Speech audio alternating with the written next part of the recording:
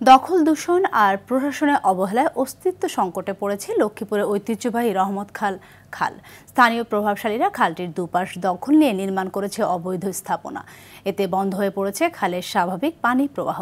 দূষণে dengue, malaria সহ নানা রোগের ঝুঁকিতে আছে বাসিন্দারা। প্রশাসন বলছে খালটি পুনরুদ্ধার প্রক্রিয়াধীন রয়েছে।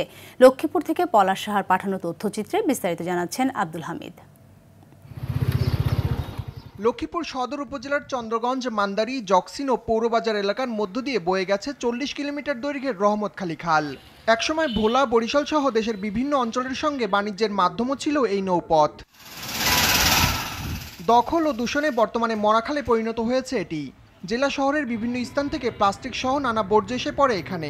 এটা একটা রহমতখালী নদী ছিল, কালের বিবর্তনে আজকে এটা খালে পরিণত হয়েছে। খালে ময়লা আবর্জনা ফেলার কারণে খালের পুরো পানি পৌঁছে গেছে, যার ফলে খালের পানির পুরো কালারই চেঞ্জ হয়ে গেছে। বিভিন্ন অবৈধ দোকান, বিভিন্ন বাসা বাড়ি খালের উপরে তৈরি করা হচ্ছে।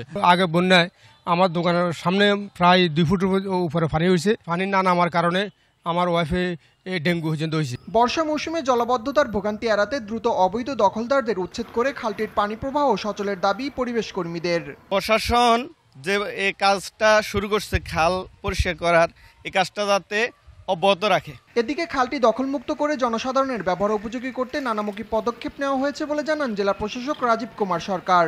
নানান কারণে যেখানে পানির প্রবাহ বাধাগ্রস্ত হয়েছে, সেই বাধাগ্রস্ত জায়গাগুলো আমরা চিহ্নিত করেছি। আমরা আশা করছি আগামী মাসের মধ্যেই আমাদের এই খাল বিলগুলোতে যে প্রতিবন্ধকতাগুলো রয়েছে সেগুলো আমরা অপসারণ করতে সক্ষম। খালটি ভরাট হয়ে যাওয়ায় গত বছর বন্যায় প্লাবিত হয় লক্ষ্মীপুর সদর এবং নোয়াখালীর বেগমগঞ্জ উপজেলার বিস্তীর্ণ এলাকা।